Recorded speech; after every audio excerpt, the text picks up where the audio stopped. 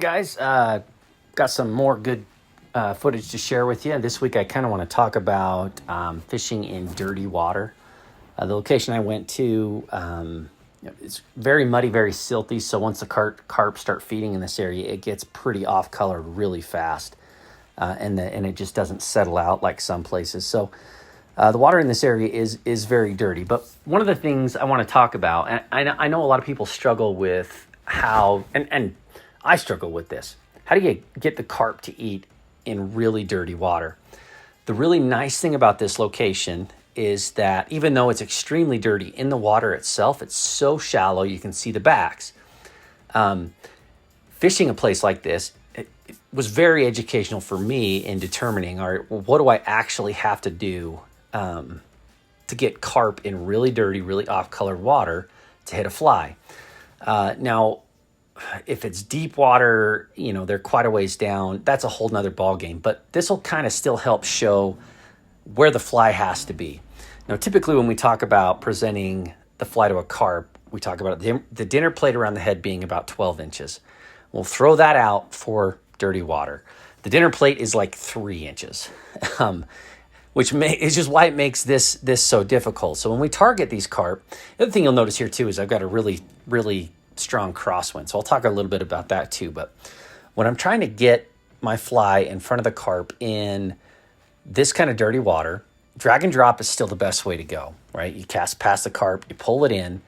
Now, if they're tailing and on a kind of an extreme angle, I mentioned this in another video, I drag it just past where I can see the tail and I drop it.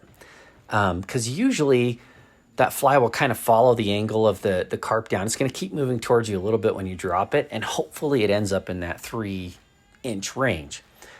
Here, the water is 6 inches to maybe 10 inches deep. They can't really tail, but you will see them kind of pounce. I mean, they kind of bounce out there as they're trying to mud and do different things. You still have to get it in that really close 3-inch range, and then you'll see them charge, like this fish right here. He charged, but it was 3 inches, right? Charged and ate it. And they'll do that in the deeper water as well. But again, you can see it where that happens here. The other thing you got to keep in mind is that you always want your fly to be moving at the very least perpendicular when you drop, but even better, slightly away from the fish when you drop and release. So in a lot of this, like this is a good example right here.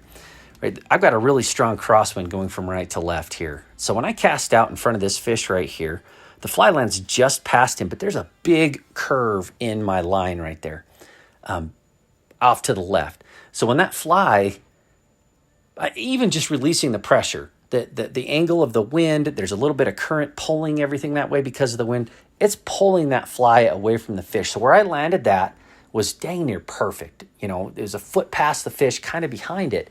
Now, in normal situation, that's not going to be a good way to go because, all right, I'm going to be behind the fish. He's never going to see it. But because of that big arc in the line, and I know I'm getting that when I'm casting with the strong right to left crosswind, when I drop that in there like that, the current pulls it that way. And then, I'm going to slightly try to pull the line and get it tight. But the problem is, again, is I've got that big arc in the line. When I'm pulling that fly is going to be moving pretty fast. So you got to be careful. You're more looking for, in that situation, the eat movement. Now, in the deeper water, I'm going to use heavier flies. Here, I'm using a very, very light fly. In deeper water, I'm going to use, dumbbell eyes. This is a mono eye or faux pearl eye, just my normal carp maul that I use most places.